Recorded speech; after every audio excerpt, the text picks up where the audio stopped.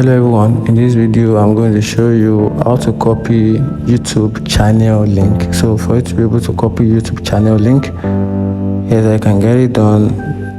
Open your YouTube app on your phone, then you tap on the U icon.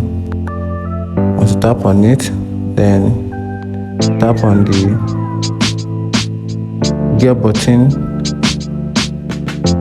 Okay, sorry, then you tap on this option which is view channel. Good. From here, then you tap on more about this channel, then you tap on the three dot icon. From here you tap on share. Then from here you can copy the channel link. You can see copied.